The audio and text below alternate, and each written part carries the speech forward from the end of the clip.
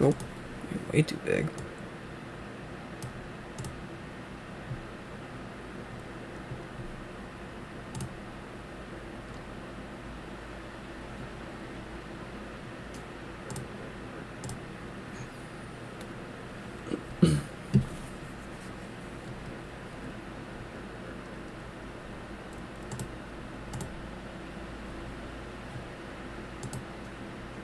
No, I don't want to be here. Where the fuck? There we go.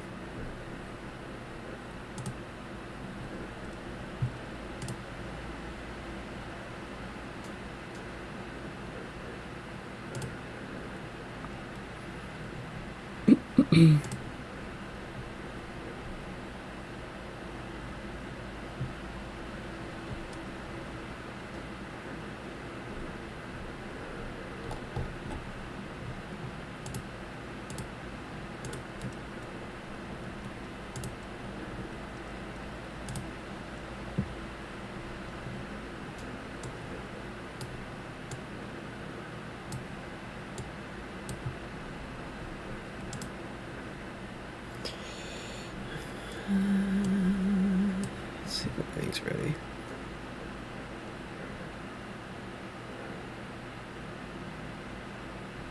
Need to keep anyone waiting.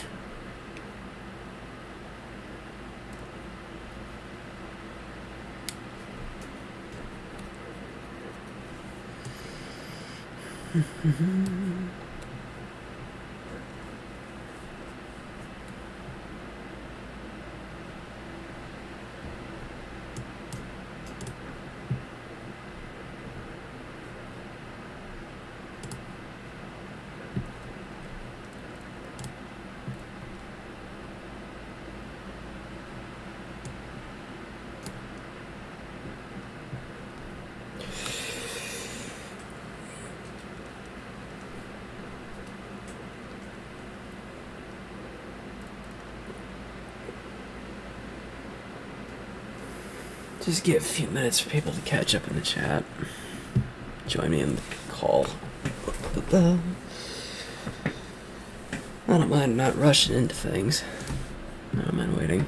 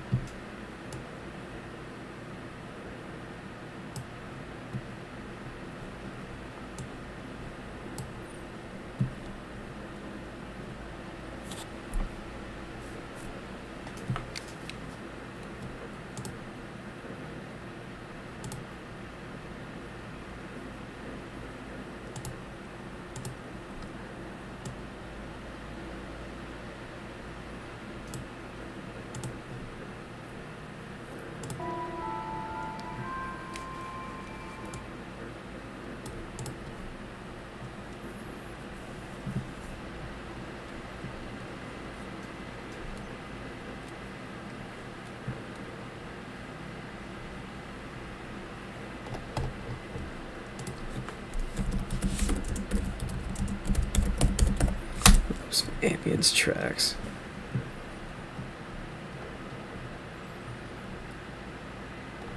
No, I know the ones I want. Hold on.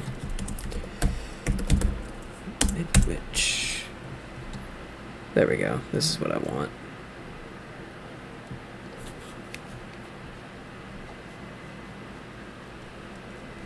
There we go.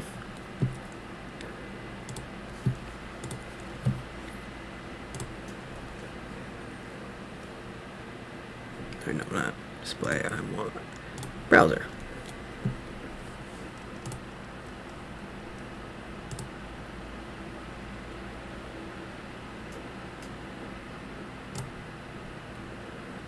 There.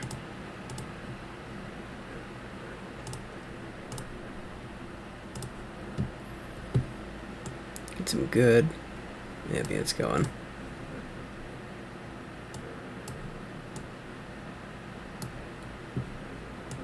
Help set the mood for everybody joining in.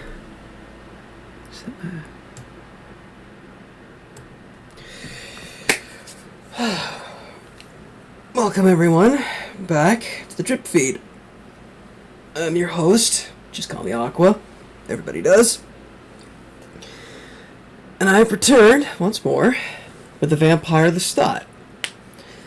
What we've learned from the prologue is the titular vampire himself has woken up in the 1980s. He's fallen in love with the decade, and after encountering and taking under his wing a humble rock band, Satan's Night Out, he's decided to give the vampire world and the mortal world a bit of a shock. What the prologue sets is at least the framing device of the story for the vampire Lestat, the in-universe memoir of his life, and the vampire Lestat, the actual prose fiction book. What I attempt to do is, well, not attempt, but what I'm going to do is read through at least the first, I want to say, 2 chapters of the actual memoir and see what we can learn about the character himself. Now, I've only ever read the first chapter of this, and it's the thing that actually got me sinking in to this book. I've never actually read past it, but that's going to change today. I still want to give a bit more time for people to actually show up the voice call. Okay, I got at least one friend joining me in a bit, so I'm willing to wait a minute. I'm willing to wait a few minutes. No rush.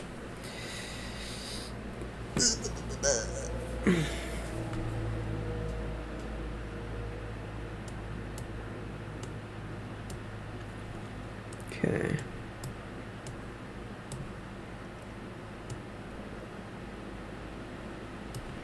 Okay.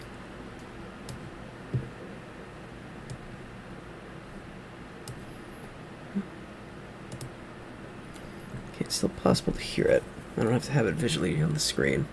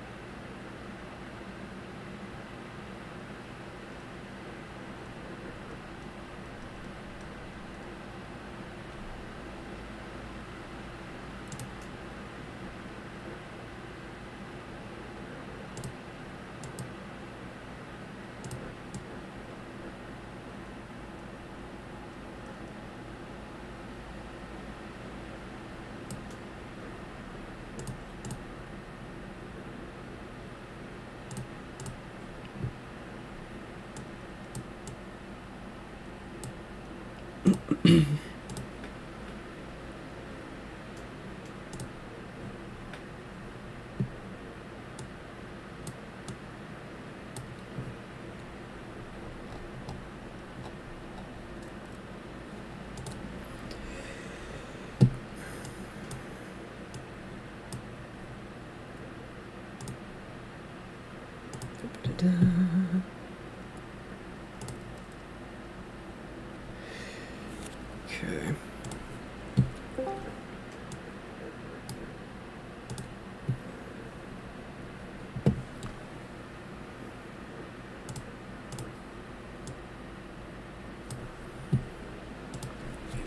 What's up, struggler? I don't know if you're on the mic or not. Oh, no, not for tonight. Oh well, that's fine.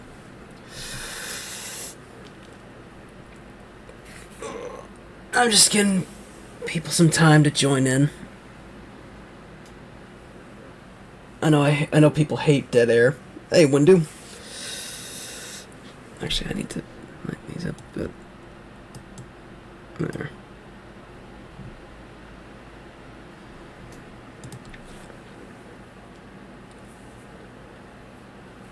Alright.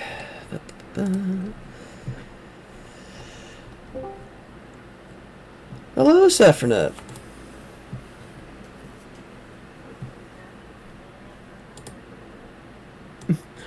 What's that? Nothing. Oh. Okay. Okay. Welcome, everybody. I just gave the audience a bit of a preamble, but I'll give a quick summary. We're about to go through the first 2 chapters of The Vampire Lestat. We just finished the prologue last time. I've not read anything past the first chapter of this, so whatever we see in the second chapter is completely new to me.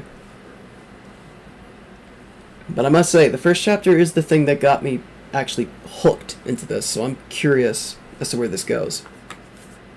Any comments, questions, concerns before we start? Because I might be able to start now, if y'all will have me.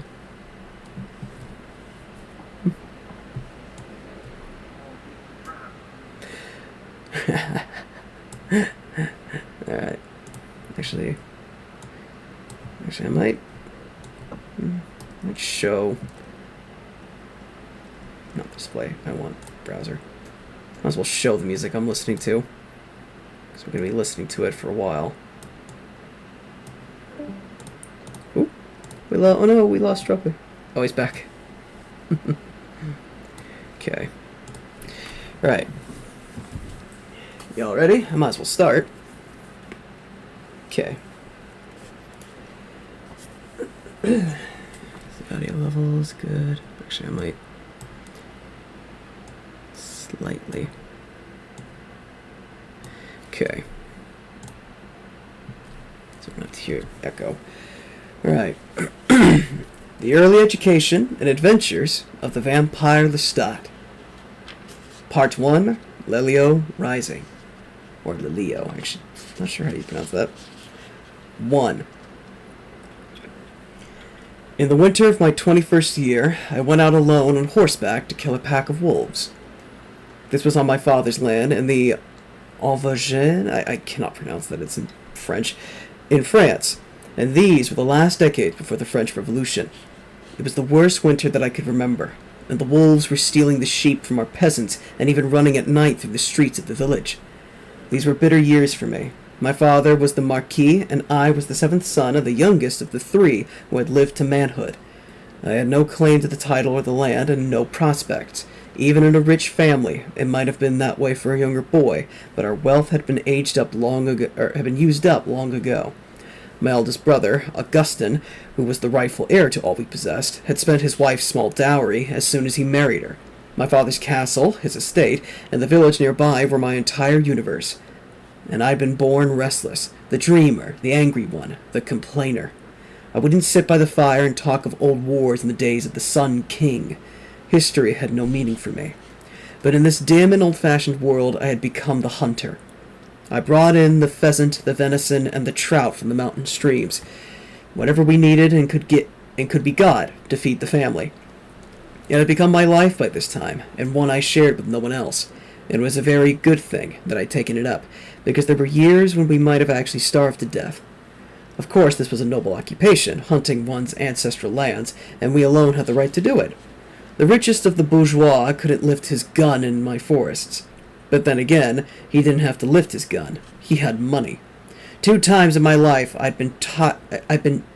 excuse me, let me retry that again. 2 times in my life I tried to escape this life, only to be brought back with my wings broken. But I'll tell more on that later.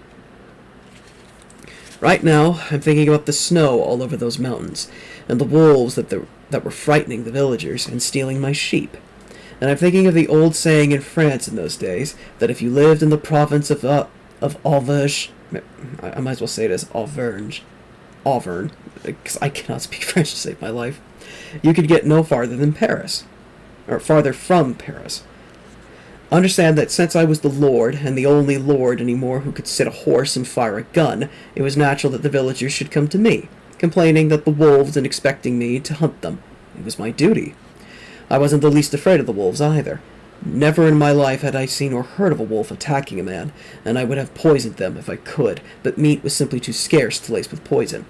So early on a very cold morning in January, I armed myself to kill the wolves one by one. I had 3 flintlock guns and an excellent flintlock rifle, and these I took with me as well as my muskets and my father's sword. But just before leaving the castle, I added to this little arsenal 1 or 2 ancient weapons that I never bothered with before. Our castle was full of old armor. My ancestors had fought in countless noble wars since the times of the Crusades with St. Louis. And hung on the walls above all this clattering junk were a good many lances, battle axes, flails, and maces. It was a very large mace, that is, a spiked club, that I took with me that morning, and also a good-sized flail, an iron ball attached to a chain that could be swung with immense force at an attacker. Now, remember, this was the 18th century, the time when white-wigged Parisians tiptoed around in high-heeled satin slippers, pinched snuff, and dabbed at their noses with embroidered handkerchiefs. And here I was going out to hunt in rawhide boots and buckskin coat, with these ancient weapons tied to the saddle, and my 2 biggest mastiffs beside me on their spiked collars. That was my life, and it might as well have been lived in the Middle Ages, and I knew enough of the fancy-dressed travelers on the post road to travel it rather keenly. The nobles in the capital called us country lords hair-catchers. Of course, we could sneer at them and call them lackeys to the king and queen. Our castle had stood for 1,000 years, and not even the great Cardinal Richelieu, in his war on our kind, had managed to pull down our ancient towers. But as I said before, I didn't pay much attention to history. I was unhappy and ferocious as I rode up the mountain. I wanted a good battle with the wolves. There were 5 in the pack, according to the villagers, and I had my guns and 2 dogs with jaws so strong they could snap a wolf's spine in an instant. Well, I rode for an hour up the slopes, then I came into a small village I knew well enough, for that no snowfall could disguise it, and as I started across the broad empty field towards the barren wood, I heard the first howling. With seconds, there had come another howling, and then another, and now the chorus was in such harmony that I couldn't tell the number of the pack, only that they had seen me, and were signaling to each other to come together, which was just what I had hoped they would do. I don't think I felt the slightest fear then, but I felt something, and it caused the hair to rise on the back of my arms. The countryside, for all its vastness, seemed empty. I readied my guns. I ordered my dogs to stop their growling and follow me, and some vague thought came to me that I had better get out of the open field and into the woods and hurry. My dogs gave their deep, baying alarm. I glanced over my shoulder and saw the wolves, hundreds of yards behind me, and streaking straight towards me over the snow. 3 giant gray wolves they were, coming on in a line. I broke into a run for the forest. It seemed I would make it easily before the 3 reached me, but wolves are extremely clever animals, and as I rode hard for the trees I saw the rest of the pack, some 5 full-grown animals, coming out ahead of me to my left. It was an ambush, and I could never make the forest in time, and the pack was 8 wolves, not 5 as the villagers had told me. Even then I didn't have sense enough to be afraid.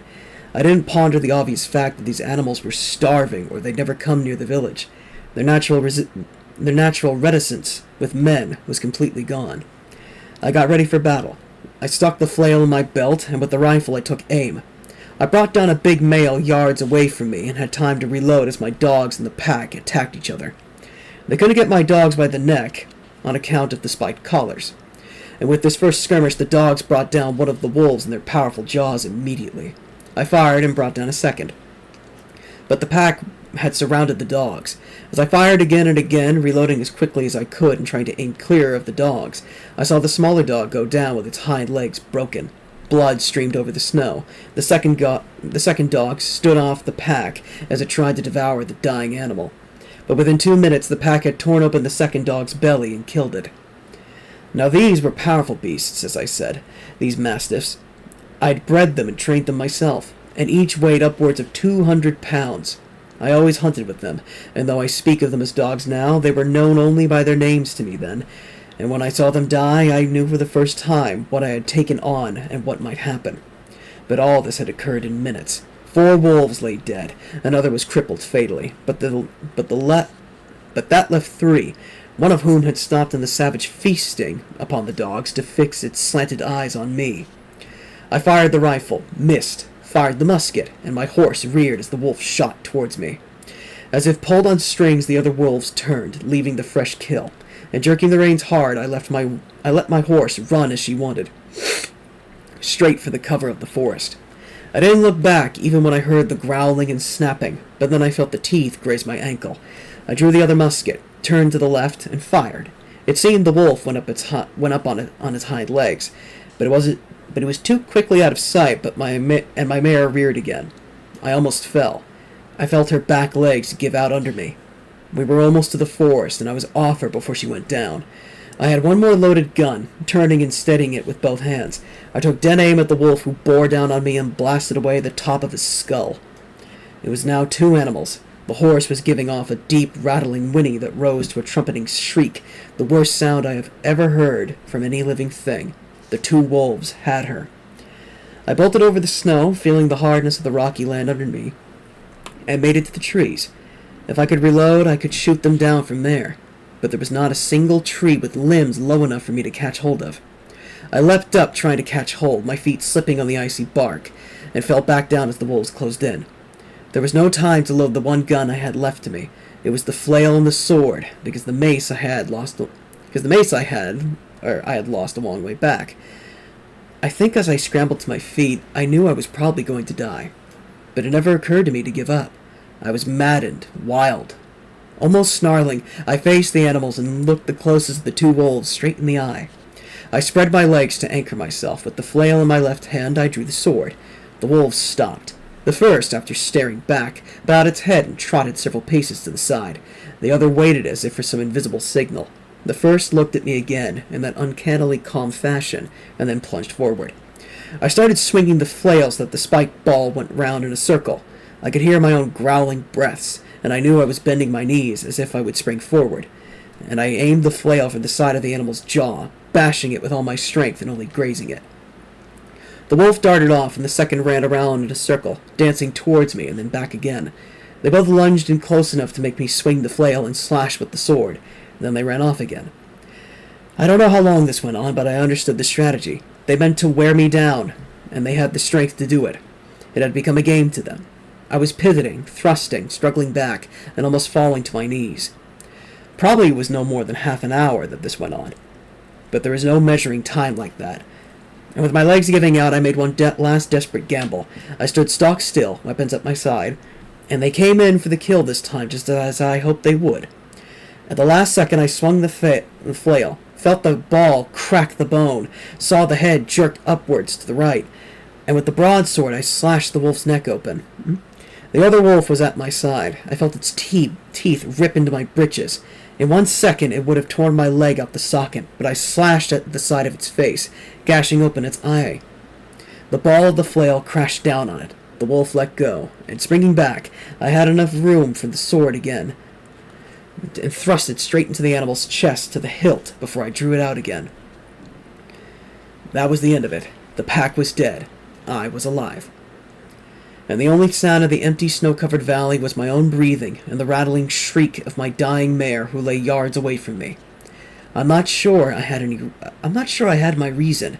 I'm not sure the things that went through my mind were thoughts. I wanted to drop down to the snow, and yet I was walking away from the dead wolves towards the dying horse. As I came too close to her, she lifted her neck, straining to rise up on her front legs, and I gave one of those shrill trumpeting pleas again. The sound bounced off the mountains. It seemed to reach heaven, and I stood staring at her dark, broken body against the whiteness of the snow, the dead hindquarters and the struggling forelegs, the nose lifted skyward, ears pressed back, and the huge, innocent eyes rolling up into her head as the rattling cry came out of her. She was like an insect half mashed into a floor, but she was no insect. She was my struggling, suffering mare. She tried to lift herself again. I took my rifle from the saddle. I loaded it, and as she lay tossing her head, trying vainly to lift herself once more with that shrill trumpeting, I shot her through the heart. Now she looked all right. She lay still and dead, and the blood ran out of her, and the valley was quiet. I was shuddering. I heard an ugly, choking noise come from myself, and I saw the vomit spewing out onto the snow before I realized it was mine. The smell of wolf was all over me, and the smell of blood, and I almost fell over when I tried to walk. But not even stopping for a moment, I went among the dead wolves and back to the one who had almost killed me, the last one, and slung him to carry over my shoulders, and started the trek homeward. It took me probably 2 hours. Again, I don't know, but whatever I had learned or felt when I was fighting those wolves went on in my mind even as I walked. Every time I stumbled and fell, something in me hardened, became worse. By the time I reached the castle gates, I think I was not Lestat.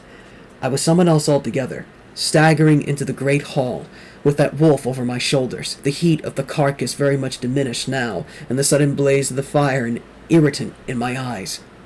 I was beyond exhaustion. And though I began to speak as I saw my brothers rising from the table and my mother patting my father, who was blind already then and wanted to know what was happening, I don't know what I said. I know my voice was very flat, and there was some sense in me of the simplicity of describing what had happened. And then, sort of like that.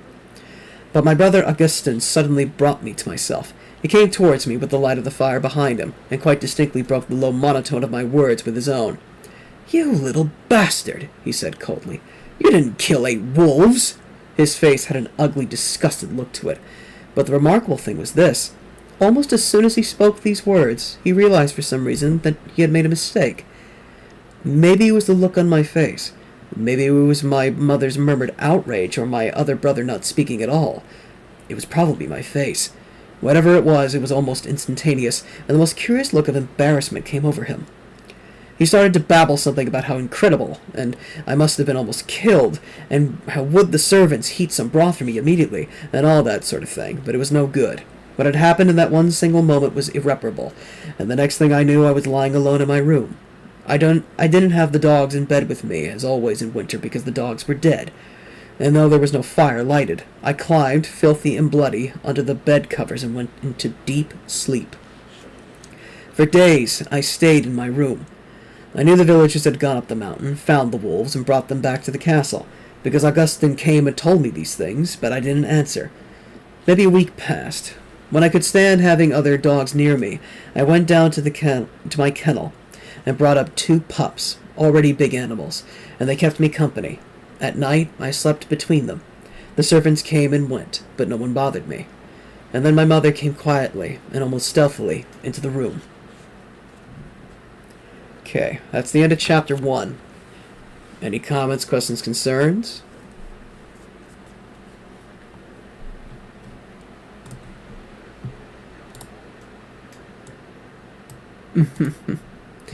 What's that? You think he didn't kill all the wolves?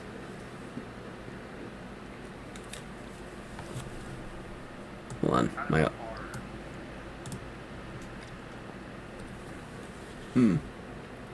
Granted, Lestat. Yeah. Well, granted, this is his personal memoir, so I'm not sure 100% whether the implication is that he might either be he might be a unreliable narrator, like Louis was, but I would honestly take his word on this, considering I believe this gets corroborated later on in the memoir and by other characters, especially his mother. We're gonna get into her from what I've done research on. We're gonna get into her because she's gonna be a very prominent character in this from what I've looked into. I've not read far beyond this, but let's at least get to maybe to chapter 3. We could probably discuss that further. Should I continue? Anybody else have anything to ask? Okay. Actually, hold on a second. I'm gonna take a minute just to get a thing of water. I'll be right back.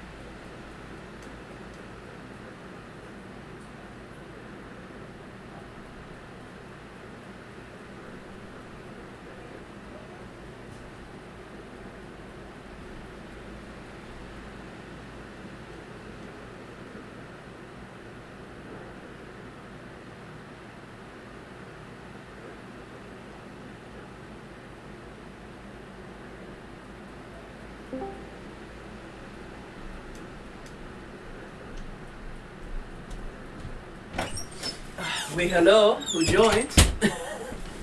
Hi, Jay. Welcome. We just finished chapter 1. I just got back from some ice water. Hello? Oh, there you are. Hey. Okay. I was concerned for a second. Okay. We just finished chapter 1, and I'm going to move on to chapter 2. Is there any comments, questions, concerns? Anything? Okay, we might be able to get to chapter... yeah, we could probably get to chapter 3. Probably go a few chapters in. Okay. Chapter 2. Oh, what's that? Continue forth. Okay. Alrighty. Chapter 2. It was evening. I was sitting on the bed with one of the dogs stretched out beside me, and the other stretched out under my knees. The fire was roaring. And there was my mother, coming at last as I supposed I should have expected. I knew her by her particular movement in the shadows, and whereas if anyone else had come near me, I would have shouted, "Go away!" I said nothing to her. I said nothing at all to her. I had a great and unshakable love of her. I don't think anyone else did. And one thing that endeared her to me always was that she never said anything ordinary. Shut the door, eat your soup, sit still, things like that never passed her lips. She read all the time. In fact, she was the only one in our family who had any education, and when she did speak, it was really to speak. So I wasn't resentful of her now. On the contrary, she aroused my curiosity. What would she say, and would it conceivably make a difference to me? I had not wanted her to come, nor even thought of her, and I didn't turn away from the fire to look at her. But there was a powerful understanding between us. When I had tried to escape this house and been brought back, it was she who had shown me the way out of the pain that followed. Miracles she'd worked for me. No one around us had ever noticed.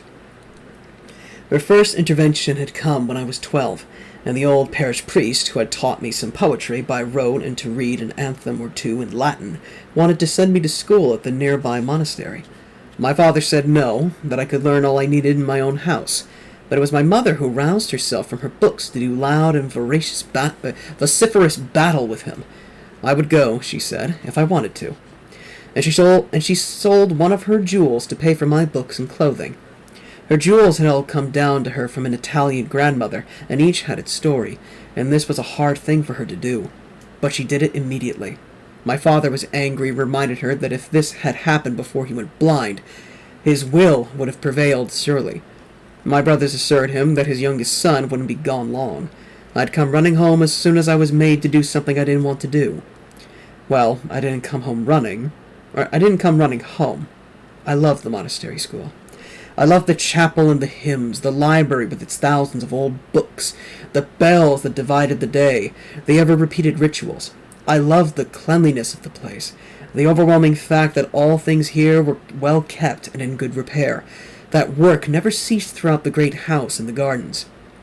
When I was corrected, which wasn't often, I knew an intense happiness because someone for the first time in my life was trying to make me into a good person, one who could learn things. Within a month I declared my vocation. I wanted to enter the order. I wanted to spend my life in those immaculate cloisters, in the library, writing on parchment and learning to read the ancient books. I wanted to be enclosed forever with people who believed I could be good if I wanted to be. I was liked there, and that was a most unusual thing. I didn't make other people there unhappy or angry. The Father Superior wrote immediately to ask my father's permission, and frankly I thought my father would be glad to be rid of me. But 3 days later my brothers arrived to take me home with them. I cried and begged to stay, but there was nothing the Father Superior could do. And as soon as we reached the castle, my brothers took away my books and locked me up. I didn't understand why they were so angry. There was the hint that I had behaved like a fool for some reason. I couldn't stop crying. I was walking round and round and smashing my fist into things and kicking the door. Then my brother Augustin started coming in and talking to me. He'd circled the point at first, but what came clear finally was that no member of a great French family was going to be a poor teaching brother. How could I have misunderstood everything so completely? I was sent there to learn to read and write. Why did I always have to go to extremes? Why did I behave habitually like a wild animal? As for becoming a priest with no real prospects within the church, well, I was the youngest son of this family, now wasn't I? I had to think of my duties to my nieces and nephews. Translate all that to mean this. We have no money to launch a real ecclesiastical career for you, to make you a bishop or cardinal as befits our rank. So you have to live out your life here as an illiterate and a beggar. Come in the great hall and play chess with your father. After I got to understand it, I wept right at the supper table, and mumbled words no one understood about this house of ours being chaos, and was sent back to my room for it. Then my mother came to me. She said, "You don't know what chaos is. Why do you use words like that?" "I know," I said. I started to describe to her the dirt and the decay that was everywhere here, and to tell how the monastery had been clean and orderly, a place where if you set your mind to it, you could accomplish something. She didn't argue, and young as I was, I knew that she was warming to the unusual quality of what I was saying to her. The next morning, she took me on a journey. We rode for half a day before we reached the impressive chateau of a neighboring lord, and there she and the gentleman took me out to the kennel, where she told me to choose my favorites from a new litter of mastiff puppies. I have never seen anything as tender and endearing as these little mastiff pups, and the big dogs were like drowsy lions as they watched us, simply magnificent. I was too excited almost to make the choice. I brought back the male and female, and the lord advised me to pick, carrying them all the way on my lap in a basket.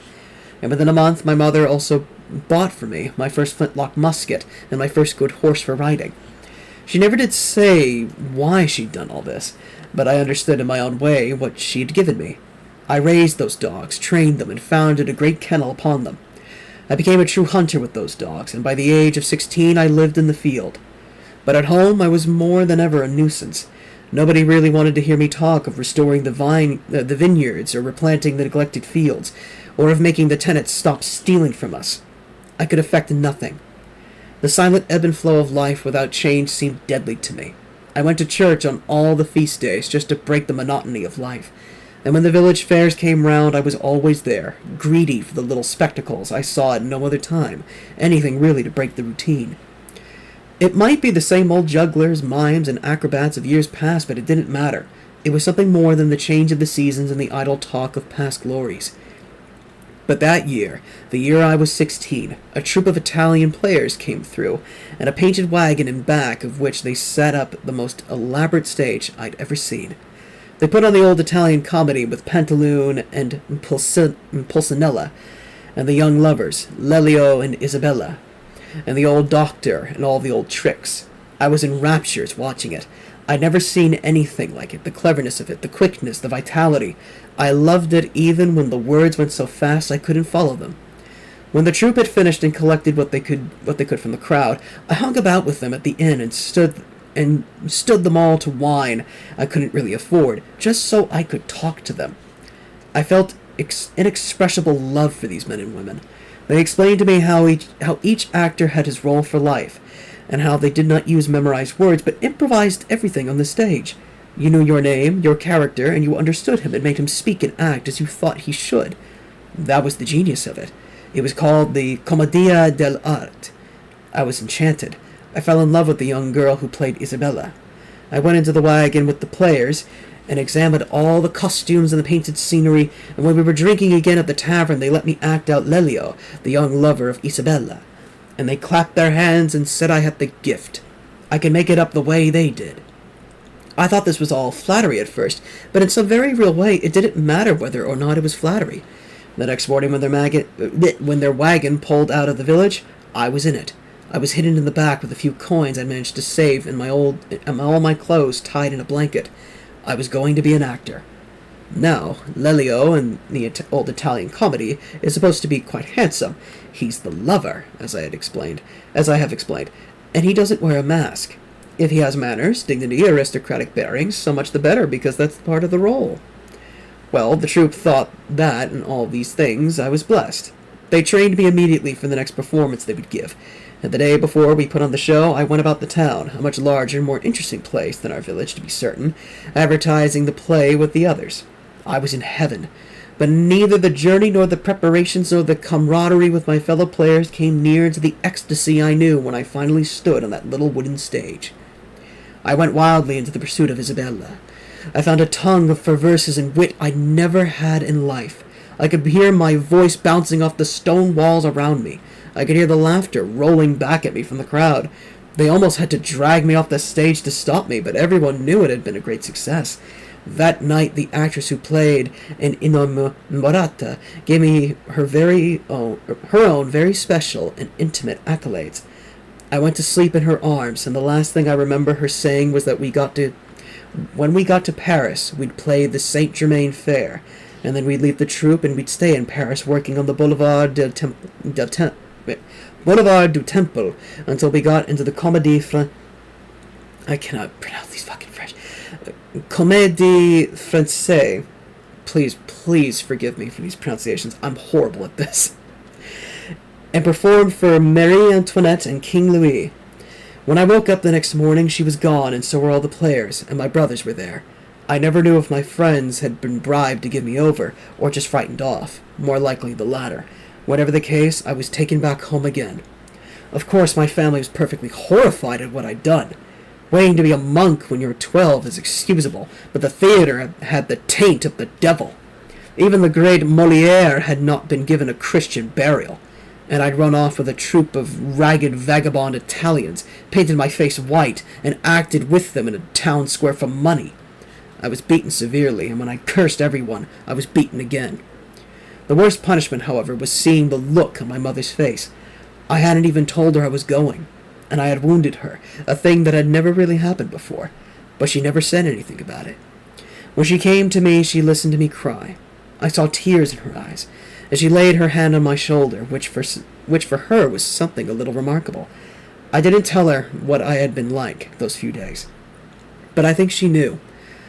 Something magical had been lost utterly, and once again she defied my father. She put an end to the condemnations, the beatings, the restrictions. She had me sit beside her at the table. She deferred to me, actually talked to me in conversation that was perfectly unnatural to her, until she had subdued and dissolved the rancor of the family. Finally, as she had in the past, she produced another of her jewels, and she bought the fine hunting rifle that I had taken with me when I killed the wolves. This was my superior and expensive weapon, and in spite of my misery, I was fairly eager to try it.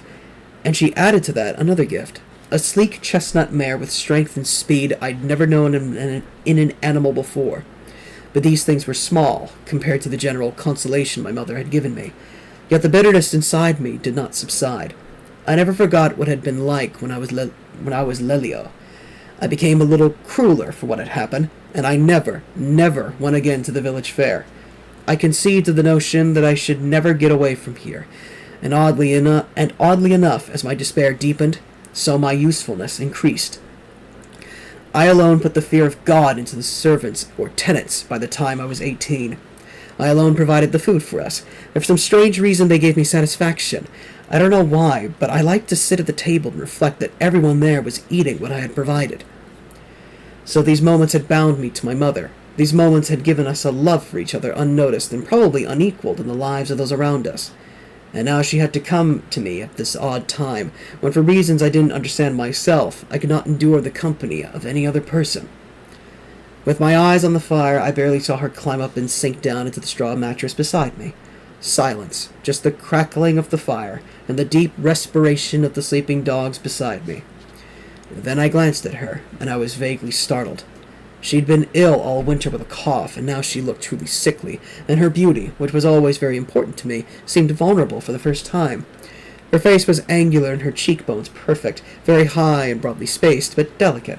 Her jawline was strong, yet exquisitely feminine, and she had very clear cobalt blue eyes, fringed with thick ashen lashes.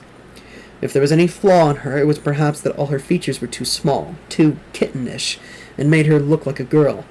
Her eyes became even smaller when she was angry, and though her mouth was sweet, it often appeared hard. It did not turn down, it wasn't twisted in any way. It was like a little pink rose on her face. But her cheeks were very smooth, and her face narrow, and when she looked very serious, her mouth, without changing at all, looked mean for some reason. Now she was slightly sunken, but she still looked beautiful to me. She still was beautiful.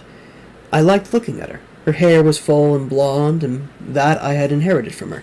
In fact, I resemble her, at least superficially, but my features are larger, cruder, and my mouth is more mobile, and can be very mean at times. And you can see my sense of humor in my expression, my capacity for mischievousness and near hysterical laughing, which I've always had no matter how unhappy I was. She did not laugh often. She could look profoundly cold, yet she had always a little girl's sweetness.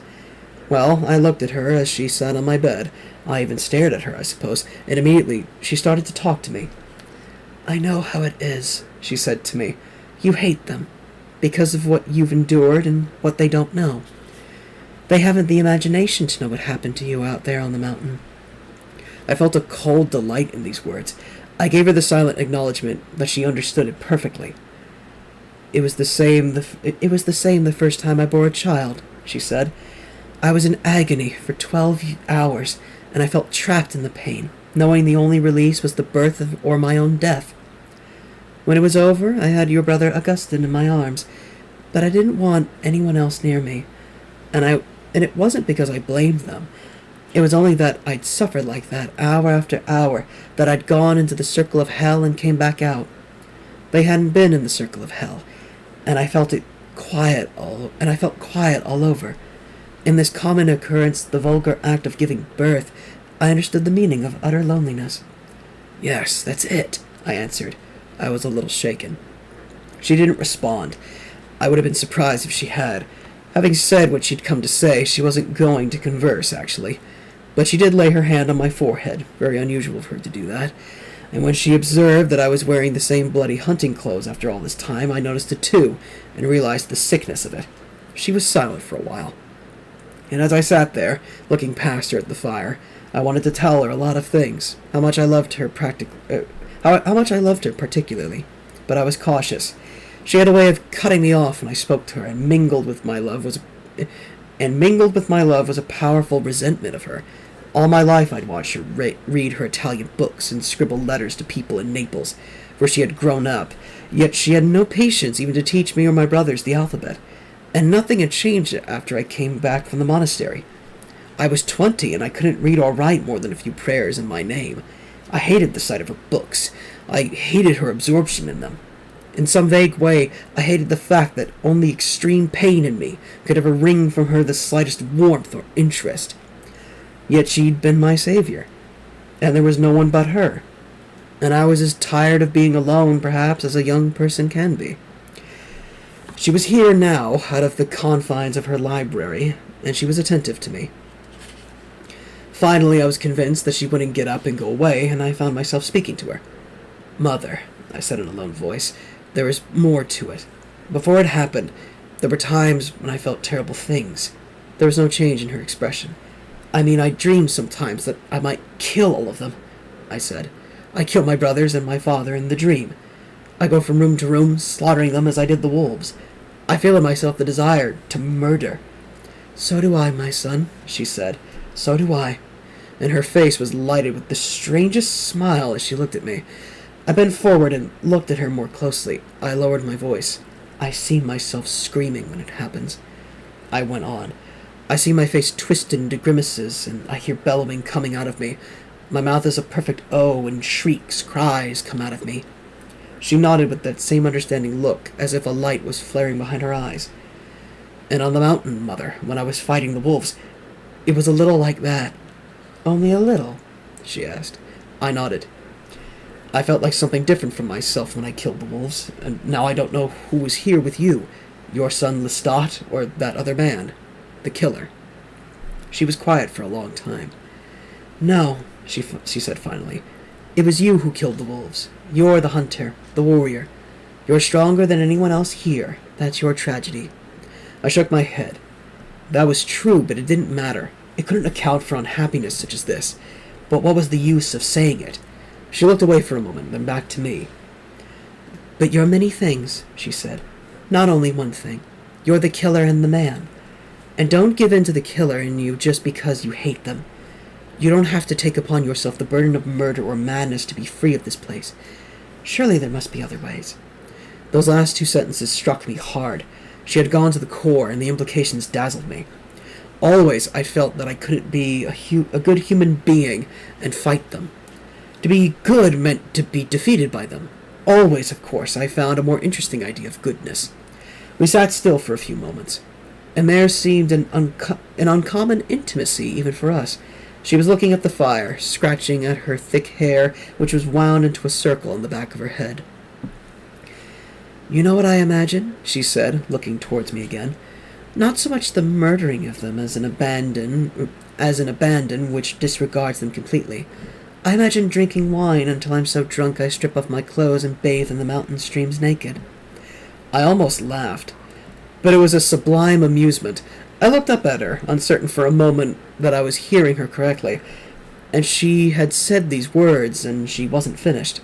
"And then I imagine going into the village," she said, "and up into the inn and taking into my bed any men that come there, crude men, big men, old men, boys, just lying there and taking them one after another, and feeling some magnificent triumph in it, some absolute release, without a thought of what happens to your father or your brothers, whether they are alive or dead. In that moment, I'm purely myself.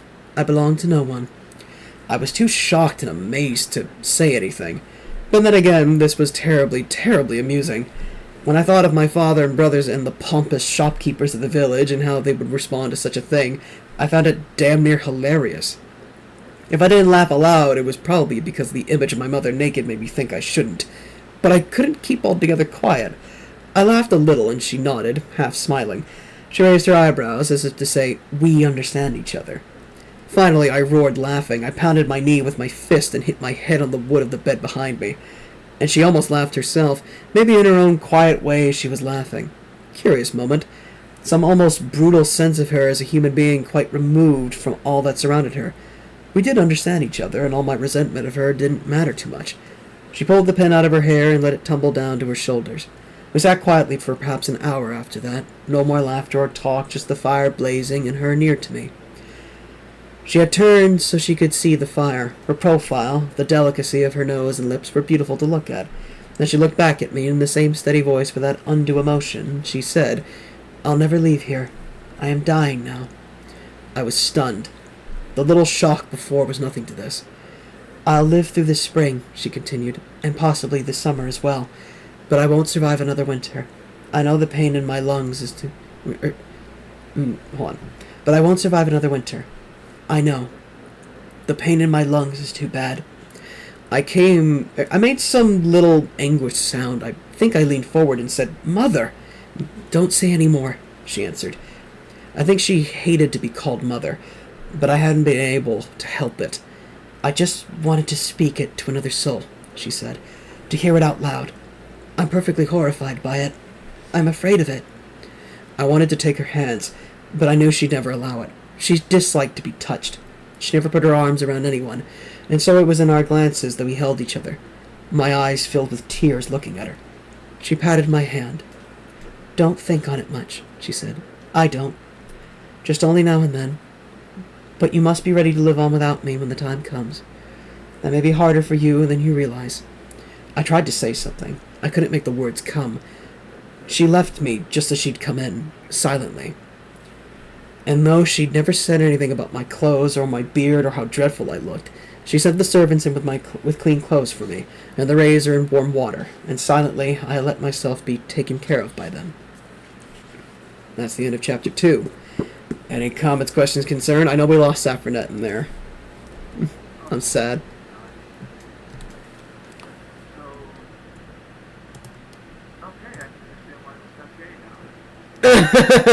Oh God.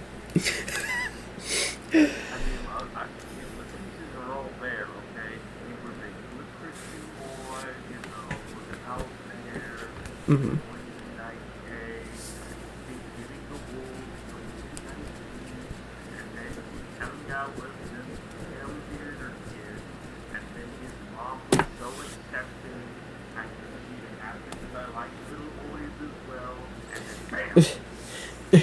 It didn't. I don't think she said little boys. I think it's meant to imply that they were just turning into adults. I don't know. Like I said, it's a fanciful fucking like dream or reverie she's having. I have no idea. I don't know if they were getting that freaky back then. I don't know, but I don't think they were. I don't think the good Christian French would allow that shit. I have no idea. That's just what the church allows and does not allow. Although he did have sex with a theater woman. Yeah. Granted, he was like, what, 16? I don't know. Say that again, Struggler? You're coming in a bit muffled.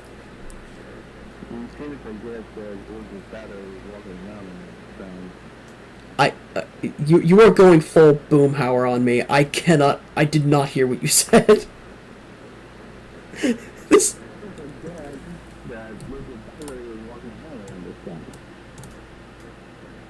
I can't be the only one. Okay, translate to me again. What did you say, Windu? Or... Okay, absolutely. Agreed. Okay, we still got time for another chapter. Did you want to hold on for chapter 3?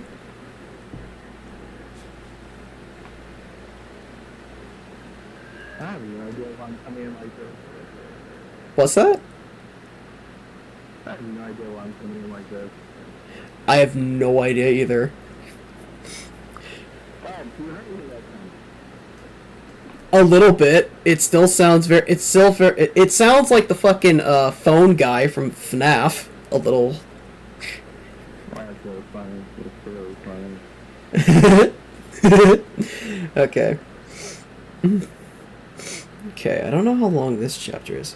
Oh, wait. Actually, I don't think it's... Actually, it's not that... Oh, wow. Chapter 3 is not that long. Yeah, I could probably get through chapter 3 and 4. Alright. Alright. Let's go, boys.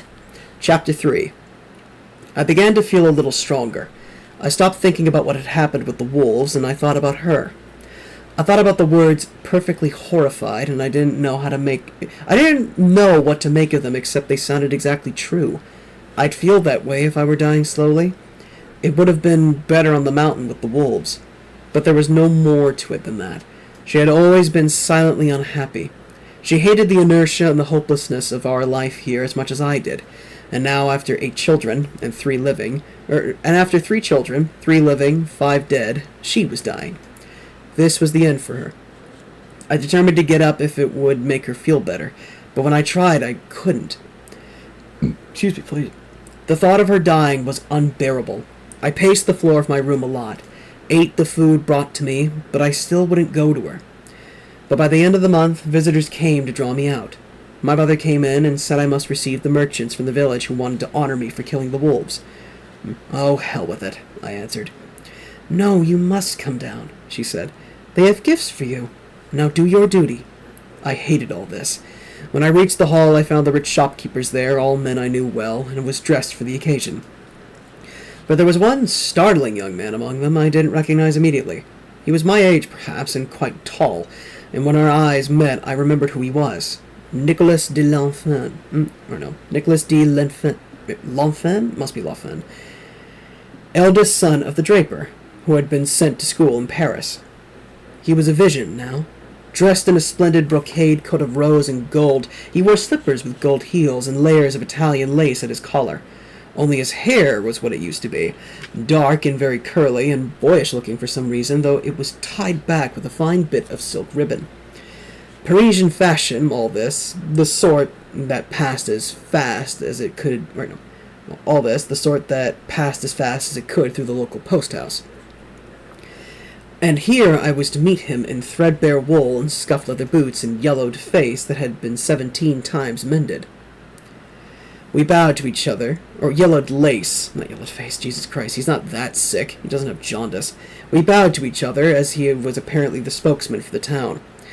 And then he unwrapped from its modest covering of black serge a great red velvet cloak lined in fur. Gorgeous thing. His eyes were positively shining when he looked at me. You would have thought he was looking at a sovereign. Monsieur, we beg you to accept this, he said very sincerely. The finest fur of the wolves has been used to line it, and we thought it would stand you well in the winter. This fur-lined coat when you ride out to hunt. And these too, monsieur, said his father, producing a finely sewn pair of fur-lined boots in black suede. For the hunt, monsieur, he said.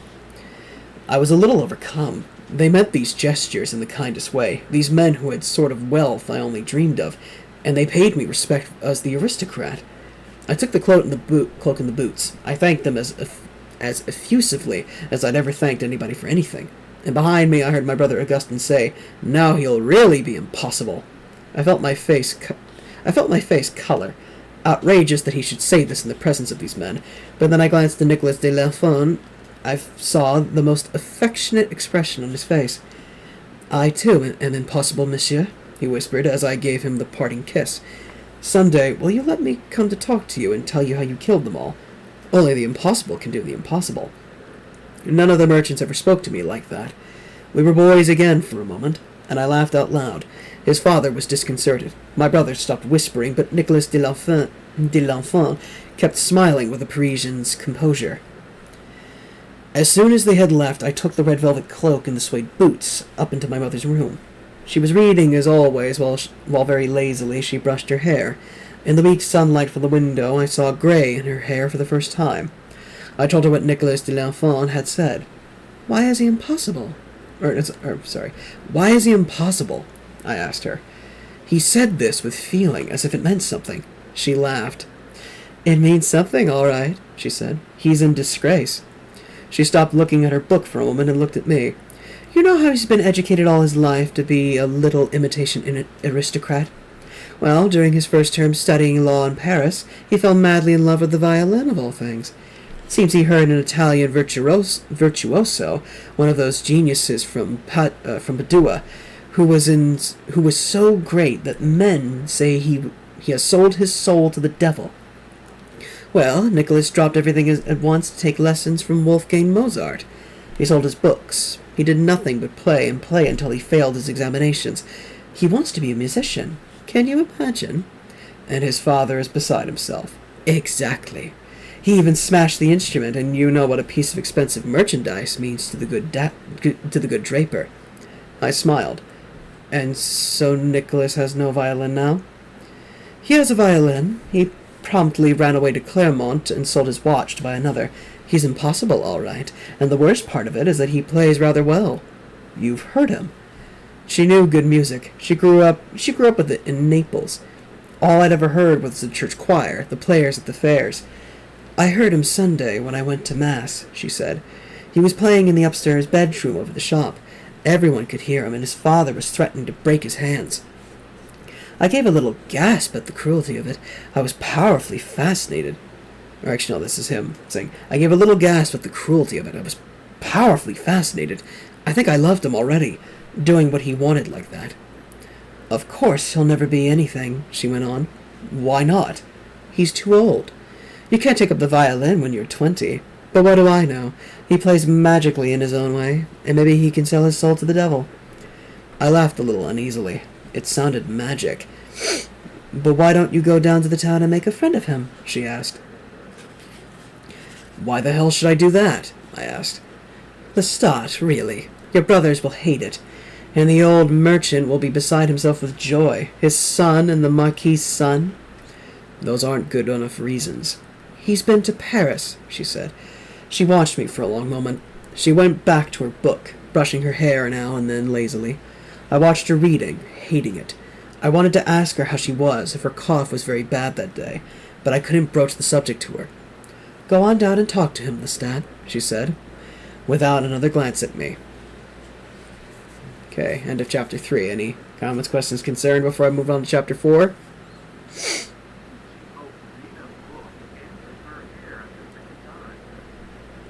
It's probably on a stand.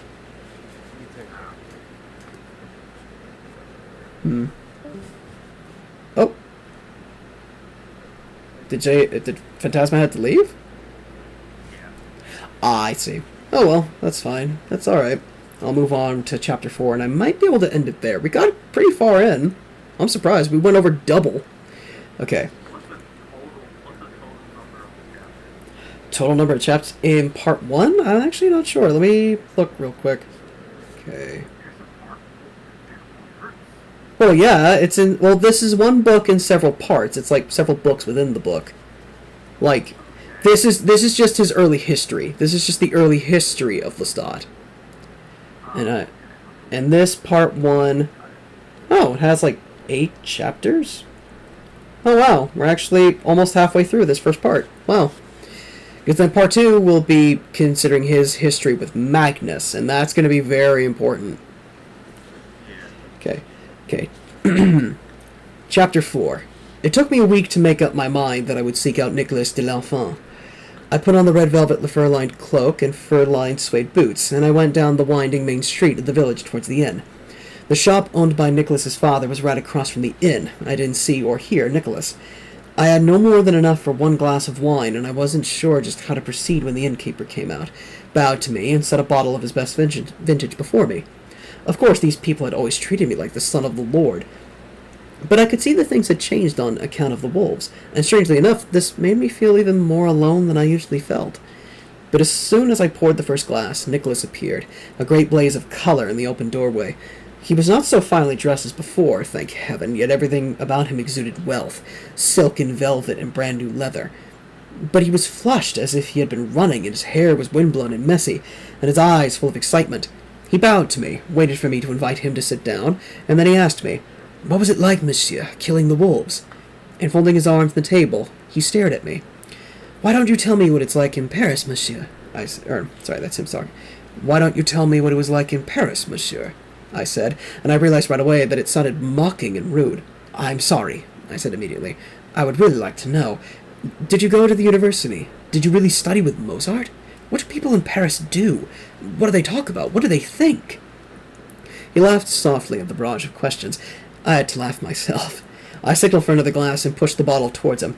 "Tell me," I said, "did you go to the theater in Paris? Did you see the Comédie Française?"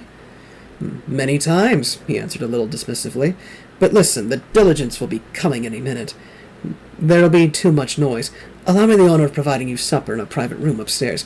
I should so like to do it." And before I could make a gentlemanly protest, he was ordering everything.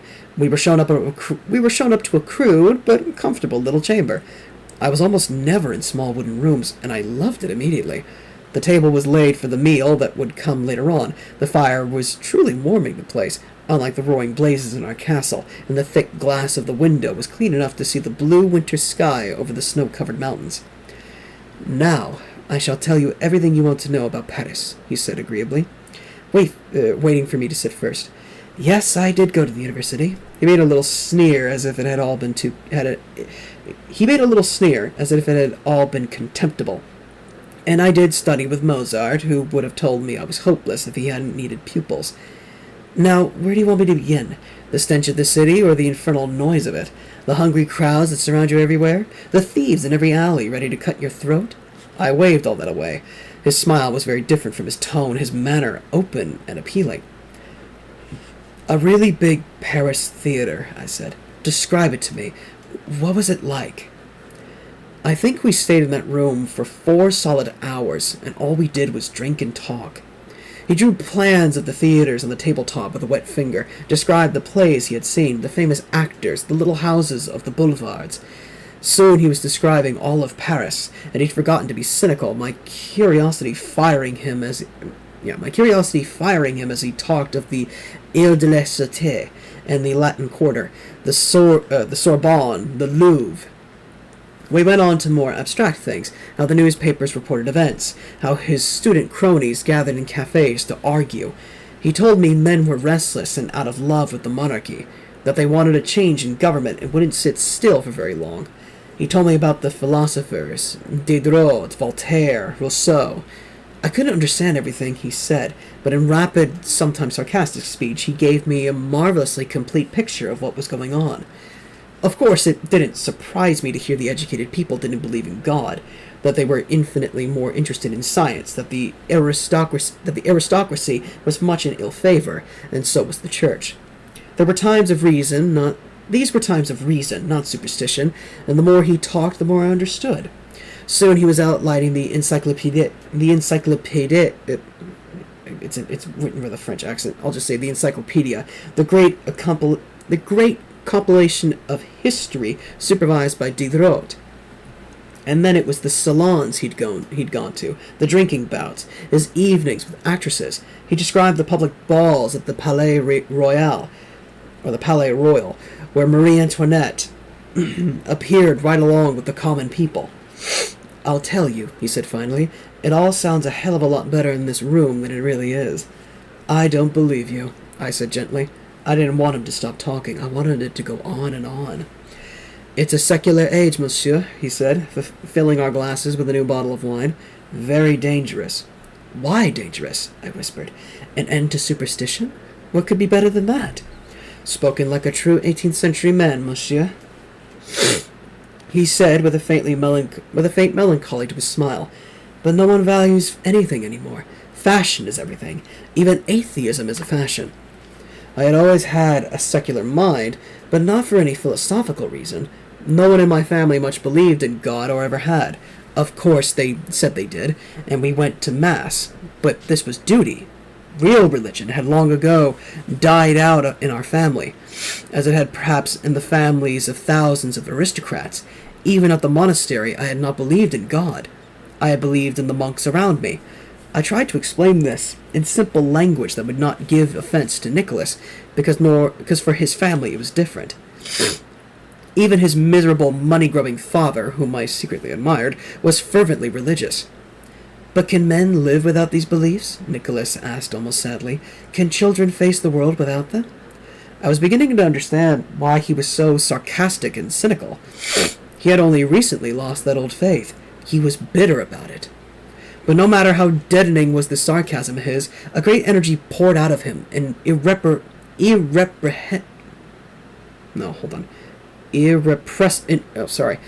irrepressible passion.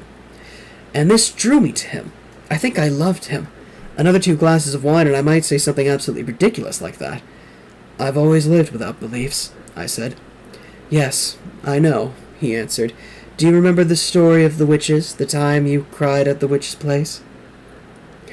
Cried over the witches? I looked at him blankly for a moment, but it stirred something painful, something humiliating.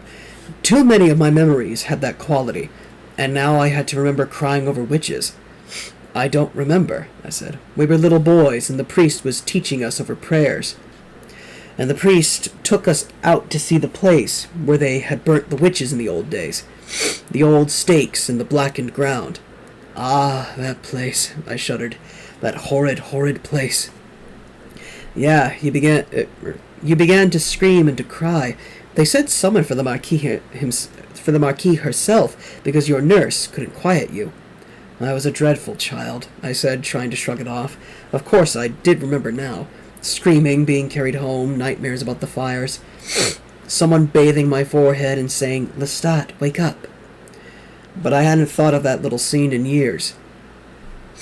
It was the place itself I thought about whenever I drew near it. The thicket of blackened stakes, the images of men and women and children burnt alive. Nicholas was studying me. When your mother came to get you, you said it was all ignorance and cruelty. She was so angry with the priest for telling us the old tales. I nodded. The final horror to hear they had all died for nothing, those long-forgotten people of our own village, that they had been innocent, victims of superstition, she had said. There were no real witches. No wonder I had screamed and screamed.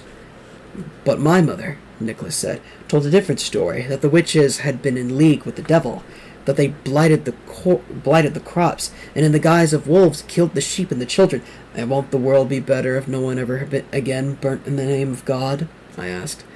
If there is no more faith in God to make men do that to each other, what is the danger in a secular world where horrors like that don't happen? He leaned forward with a mischievous little frown. The wolves didn't wound you on the mountain, did they? He asked playfully. You haven't become a werewolf, have you, monsieur, unbeknownst to the rest of us? He stroked the furred edge of the velvet cloak I still had over my shoulders. Remember what the good father said? That they had burnt a good number of werewolves in those times? They were a regular menace. I laughed. If I turn into a wolf, I answered, I can tell you this much. I won't hang around here to kill the children. I'll get away from this miserable little hellhole of a village, where they still terrify little boys with tales of burning witches. I'll get on the road to Paris and never stop till I see her ramparts. And you'll find Paris is a miserable hellhole, he said, where they break the bones of thieves on the wheel for the vulgar crowds in the Place de Grève. Ah, my neck. No, I said. I'll see a splendid... Pardon me? What? I heard that crack, Nick. That was my neck. Yep. No, I said. I'll see a splendid city, where great ideas are born in the minds of the populace, ideas that go forth to eliminate the darkened corners of this world. Ah, you are a dreamer, he said, but he was delighted. He was beyond handsome when he smiled. And I'll know people like you, I went on. People who have thoughts in their heads and quick tongues with which to voice them. And we'll sit in cafes, and we'll drink together, and we'll clash with each other violently in words, and we'll talk for the rest of our lives in divine excitement. He reached out and put his arm around my neck and kissed me. We almost upset the table, we were so blissfully drunk. My lord the wolf killer, he whispered. When the third bottle of wine came, I began to talk of my life, as I'd never done before. Of what it was like each day to ride out into the mountains, to go so far I couldn't see the towers of my father's house any more, to rise above the tilled lands of the place where the forest seemed almost haunted. The words began to pour out of me as they had out of him, and soon we were talking about 1,000 things we had felt in our hearts, varieties of secret loneliness, and the words seemed to be essential words, the way they did on those rare occasions with my mother. And as we came to describe our longings and dissatisfactions, we were saying things to each other with great exuberance, like, yes, yes, and exactly, and I know completely what you mean, and yes, of course, you felt that you could not bear it, etc. Another bottle and a new fire, and I begged Nicholas to play his violin for me. He rushed home immediately to get it. It was now late afternoon. The sun was slanting through the window, and the fire was very hot. We were very drunk. We had never ordered supper. And I think I was happier than I had ever been in my life.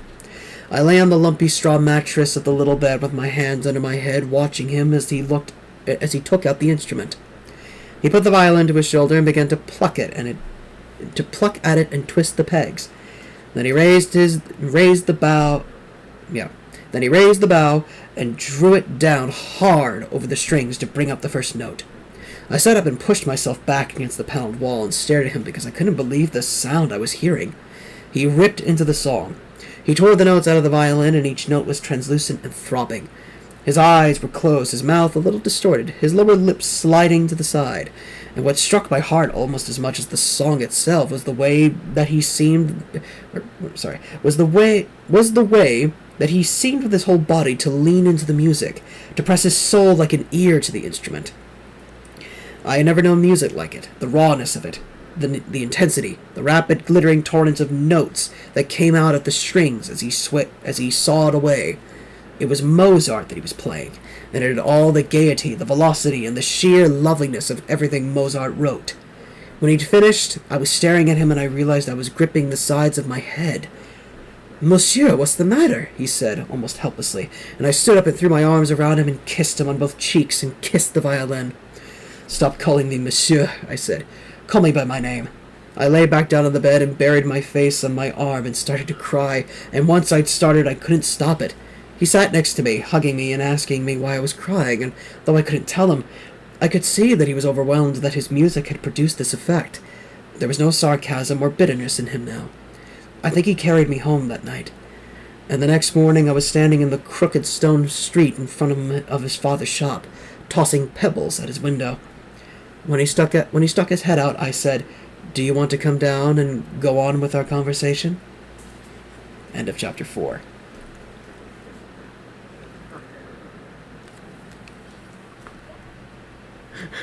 Any comments, questions, concerns?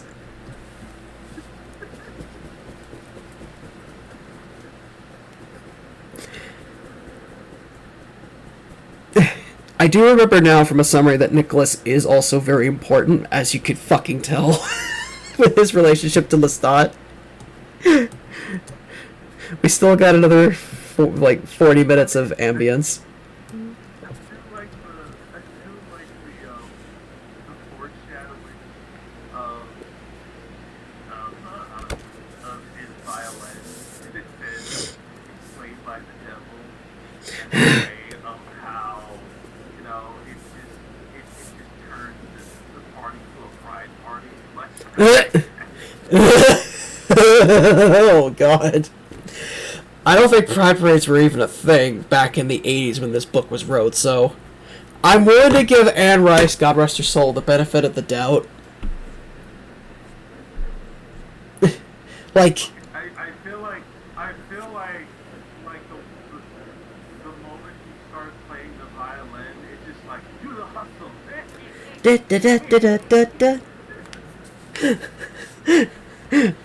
Oh, God. Like, that just really put Lestat in.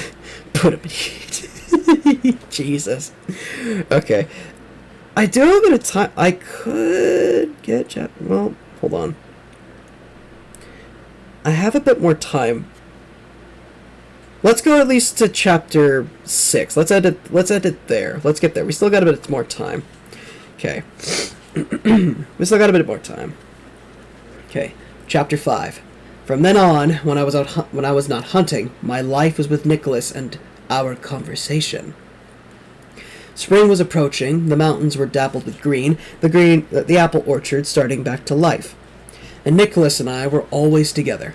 We took long walks up the rocky slopes, and our bread and wine in the sun on the grass, roamed south through the ruins of an old monastery. We hung about in my rooms, or sometimes climbed to the battlements, and when we went back to our room at the inn, when we were too drunk and too loud to be tolerated by others. And as the weeks passed, we revealed more and more of ourselves to each other. Nicholas told me about his childhood at school, the little disappointments of his early years, those whom he had known and loved. And I started to tell him the painful things, and finally the old disgrace of running off with the Italian players. It came to that one night when we were in the inn again, and we were drunk as usual. In fact, If we were at that moment of drunkenness that the two of us had come to call the golden moment, when everything made sense, we always tried to stretch out that moment, and then inevitably one of us would confess, "I can't follow anymore. I think the golden moment's past." On this night, looking out the window at the moon over the mountains, I said that at the golden moment, it was not so terrible that we weren't in Paris, that we weren't at the Opera or the Comédie, waiting for the curtain to rise. "You and the theaters of Paris," he said to me.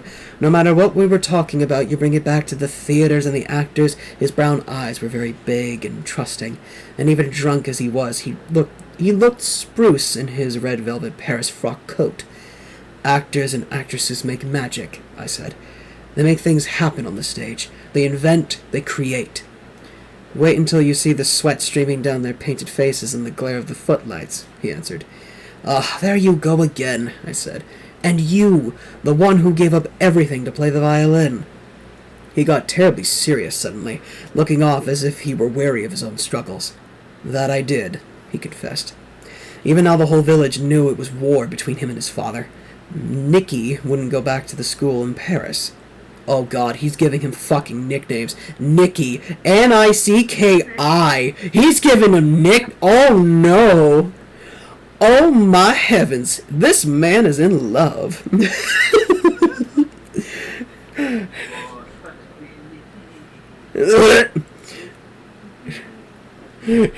Okay. Yeah, boy.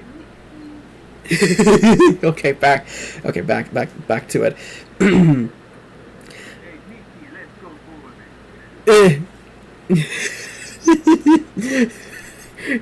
Another time then. Okay. Okay, let's get back to it. "You make life when you play," I said. "You create something from nothing. You make something good happen. And that is blessed to me." "I make music and it makes me happy," he said. "What is blessed or good about that?" I waved it away, as I always did his cynicism now. "I've lived all these years amongst those who create nothing and change nothing," I said. "Actors and musicians, they're saints to me." "Saints?" he asked. "Blessedness, goodness, Lestat, your language baffles me." I smiled and shook my head.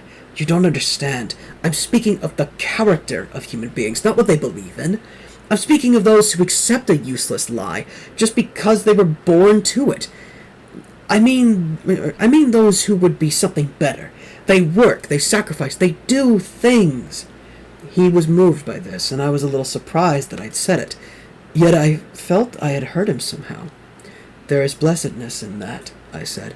"There's sanctity, and God or no God, there is goodness in it. I know this the way I know the mountains are out there, that the stars shine."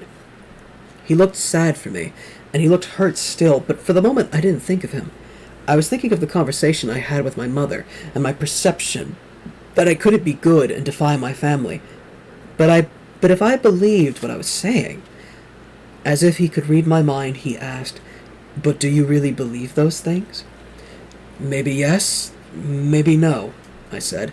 I couldn't bear to see him look so sad. And I think more on account of that than anything else, I told him the whole story of how I'd run off with the players. I told him what I'd never told anyone, not even my mother, about those few days and the happiness they'd given me. "Now, how could it not have been good?" I asked. "To give and receive such happiness. We brought to life that town when we put on our play. Magic, I tell you. It could heal the sick, it could." He shook his head, and I knew there were things he wanted to say which, out of respect for me, he was leaving to silence. "You don't understand, do you?" I asked. "Lestat, sin always feels good," he said gravely. "Don't you see that? What do you think the church has always condemned the players? It was from Dionysus, the wine god, that the theater came. You can read that in Aristotle, and Dionysus was a god that drove men into debauchery. It felt good to you, but beyond that, let me rephrase that. It felt good to you to be on that stage because it was abandoned and lewd, the age-old service of the god of the grape, and you were having a high time of it defying your father. No, Nicky. Oh my god, he's saying his pet name. Oh my god! No. 1,000 times no. Lestat, we're partners in sin, he said. smiling finally. "We've always been. We've both behaved badly. Both been utterly disreputable. It's what binds us together." Now it was my turn to look sad and hurt, and the golden moment was gone beyond reprieve, unless something new was to happen. "Come on," I said suddenly. "Get your violin and we'll go off somewhere in the woods where the music won't wake up anybody. We'll see if there isn't some goodness in it." "You're a madman," he said, but he grabbed the unopened bottle by the neck and headed for the door immediately. I was right behind him. When he came out of his house with the violin, he said, "Let's go to the witch's place. Look, it's a half moon. Plenty of light. We'll do the devil's dance and play for the spirits of the witches." I laughed. I had to be drunk to go along with that. We'll reconsecrate the spot," I insisted, "with good and pure music." It had been years and years since I'd walked in the witch's place. The moon was bright enough, as he'd said, to see the charred stakes in their grim circle, and the ground in which nothing ever grew even 100 years after the burnings. The new saplings of the forest kept their distance, and so the wind struck the clearing, and above, clinging to the rocky slope, the village hovered in darkness. A faint chill passed over me, but it was the mere shadow of the anguish I'd felt as a child when I'd heard those awful words, "roasted alive," when I had imagined the suffering. Nicky's white lace shoes shone in the pale light, and he struck up a gypsy song at once and danced round in a circle as he played it. I sat on the broad burned stump of a tree and drank from the bottle, and the heartbreaking feeling came as it always did with the music.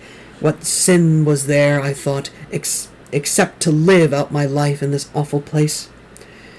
Or no, sorry, let me rephrase that. That sounded a bit weird. What sin was there, I thought, except to live out my life in this awful place? And pretty soon I was silently and unobtrusively crying. Though it seemed the music had never stopped, Nicky was comforting me. We sat side by side, and he told me that the world was full of inequities, and that we were prisoners, he and I, of this awful corner of France, and someday we would break out of it. And I thought of my mother in the castle high up in the mountain, and the sadness numbed me until I could bear it. And Nicky started playing again, telling me to dance and to forget everything.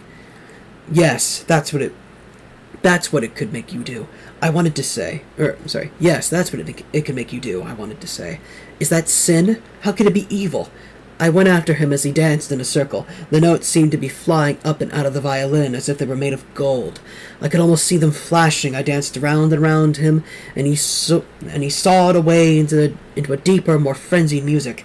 I spread the wings of the fur-lined cape and threw back my head to look at the moon. The music rose all around me like smoke, and the witch's place was no more. There was only the sky above, arching down to the mountains. We were closer for all this in the days that followed. But a few nights later, something altogether extraordinary happened. It was late. We were at the inn again, and Nicholas, who was walking about the room and gesturing dramatically, declared what had been on our minds all along. That we should run away to Paris, even if we were penniless, that it was better than remaining here. Even if we lived as beggars in Paris, it had to be better. Of course, we had both been building up to this. "Well, beggars in the streets it might be, Nicky," I said, "because I'll be damned in hell before I'll play the penniless country cousin begging at the big houses." "Do you think I want you to do that?" he demanded. "I mean run away, Lestat," he said. "Spite them, every one of them." Did I want to go on like this, so our fathers would curse us? After all, our life was meaningless here. Of course, we both knew that running off together would be 1,000 times more serious than what I had done before. We weren't boys anymore. We were men. Our fathers would curse us, and this was something neither of us could laugh off. Also, we were old enough to know what poverty meant. "What am I going to do in Paris when we get hungry?" I asked. "Shoot rats for supper?" "I'll play my violin for coins on the Boulevard du Temple, if I have to, and you can go to the theaters." Now he was really challenging me. He was saying, Is it all words with you, Lestat? With your looks, you know, you'd be on the stage in the Boulevard du Temple in no time." I loved this change in our conversation.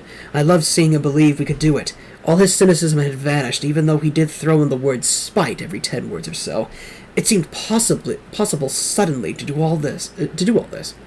And this notion of the meaninglessness of our lives here began to inflame us. I took up the shame again that music and acting were good because they drove back chaos. Chaos was the meaninglessness of day-to-day life, and if we were to die now, our lives would have been nothing but meaninglessness. In fact, it came to me that my mother dying soon was meaningless, and I confided in Nicholas what she had said. I'm perfectly horrified. I'm afraid. Well, if there had been a golden moment in the room, it was gone now, and something different started to happen. I should call it the dark moment, but it was still high-pitched and full of eerie light.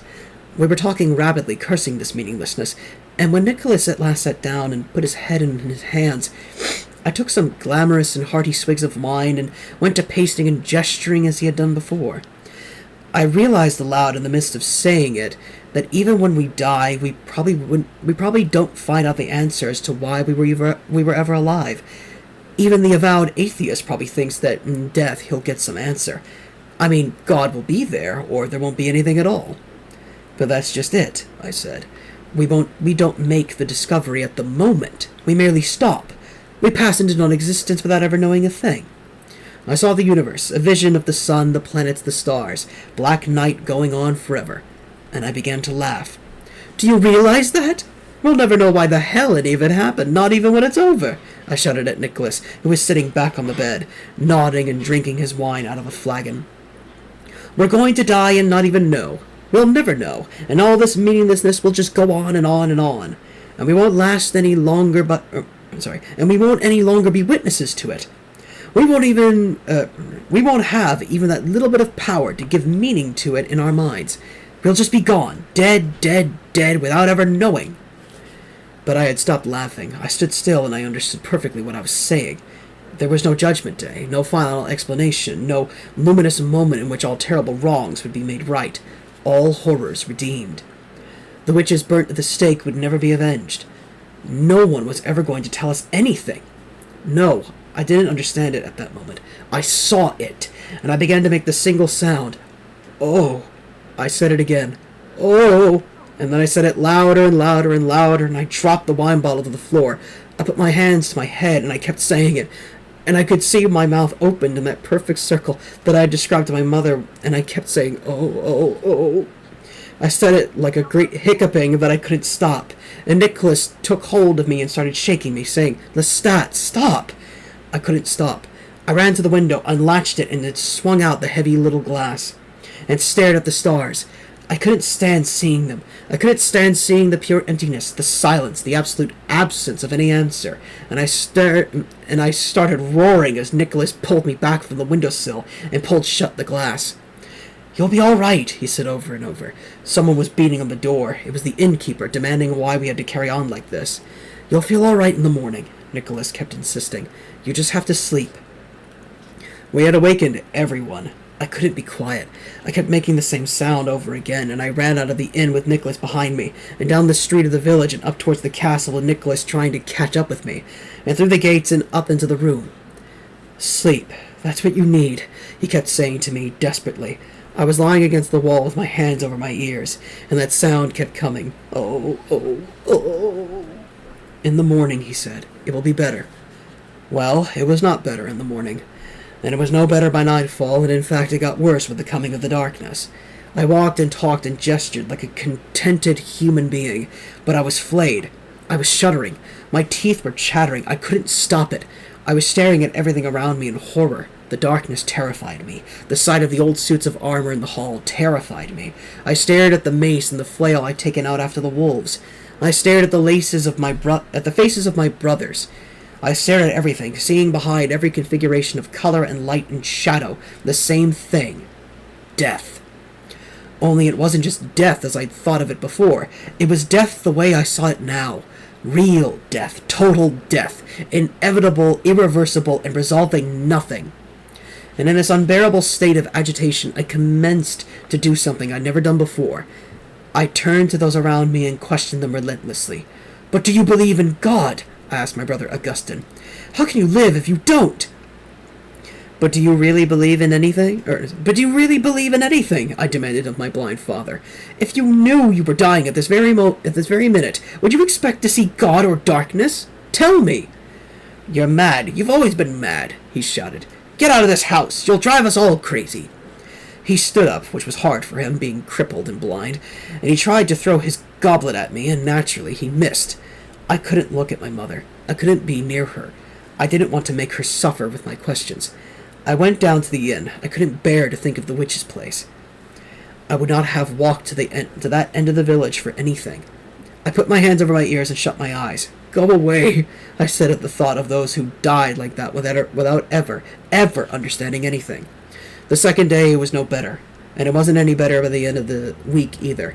I ate, drank, slept, but every waking moment was pure panic and pure pain. I went to the village priest and demanded did he really believe the body of Christ was present on the altar at the consecration. And after hearing his stammered answers and seeing the fear in his eyes, I went away more desperate than before.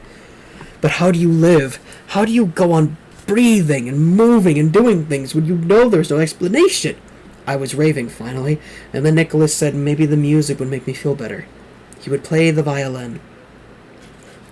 I was afraid of the intensity of it, but he went to the orchard, and in the sunshine Nicholas played every song he knew. I sat there with my arms folded and my knees drawn up, my teeth chattering, though we were right in the hot sun, and the sun was glaring off the little polished violin, and I watched Nicholas swaying into the music as he stood before me, the raw, pure sounds swelling magically to fill the orchard in the valley, though it wasn't magic, and Nicholas put his arms around me finally, and we just sat there silently, and then he said very softly, Lestat, believe me, this will pass. Play again, I said. The music is innocent. Nicholas smiled and nodded. Pamper the madman.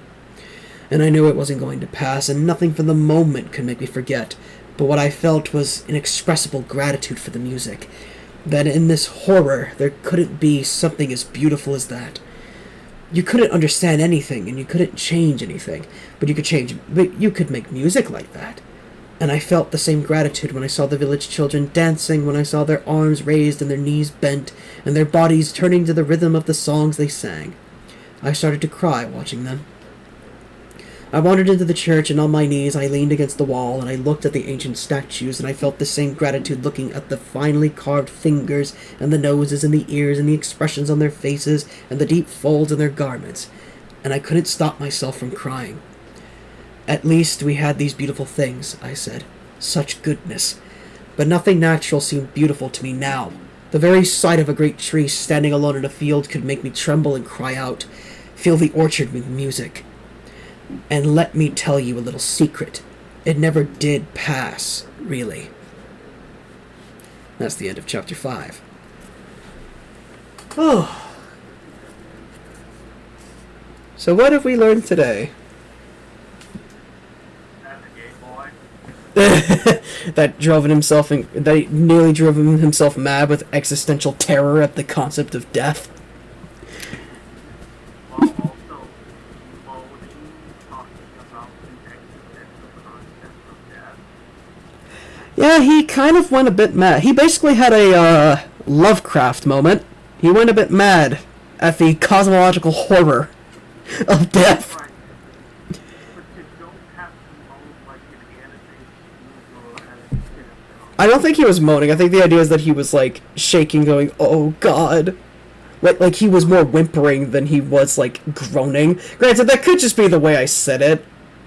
I meant it to be more like, oh god, what's happening? Like he's meant to be more scared.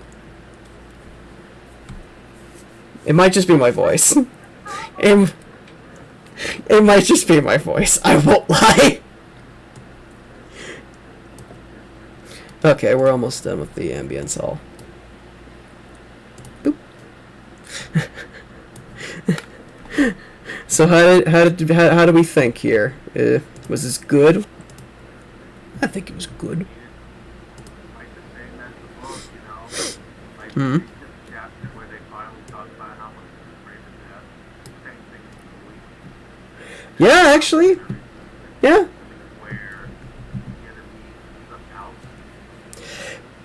Yeah, basically. Actually, that's not too far off from his actual history. Just from the research I did and the summary that I've just gone on, that's pretty much it. Like, and the thing is that one thing I learned from that summary and from this is that Nicholas is meant to be, like, not quite like, He's basically the Louis before he had Louis. Okay. Like, that's because I don't want to simplify it. I don't want to be reductive, because the idea that, like, one of the reasons why he clung onto Louis is that he's supposedly very much like Nicholas, which actually is pretty close to the point, considering that in the start of Interview with the Vampire, his brother had died, or in the movie, if you want to go with his wife and daughter had just died. He doesn't care about dying. He kind of just wants it to end. And that may be a bit of a parallel to himself, what he's going through. Right. That's actually rather interesting. That he probably sees not only a piece of Nicholas, but also a piece of himself in Louis, and that's why he clings to him so damn hard. That aspect, that humanity. He doesn't want to lose it. It's interesting, nonetheless. Right. But we could probably end it there for now. I'll have to update the title now, because we read quite a lot. We read quite a lot. Far more than I intended to, but that's fine. The chapters are actually fairly quick. It's the second chapter that I think was the longest, I think. Anyway. But I want to thank everybody for coming and joining us. I am not 100% sure when I might do this again. I might try again in another... I'm not sure if tomorrow. I don't know if people are free on Sunday. Will you guys be free? I got it. Okay. At the very least, Saturday thing. Yeah. Yeah, I could try to do that. Or I could try like Wednesdays and maybe even Fridays and Saturdays. I don't know if that works for everybody, because I'm trying to schedule these things out better. That's all. Please do. Yeah, I can do that. I was like straight up just woke up. Oh shit.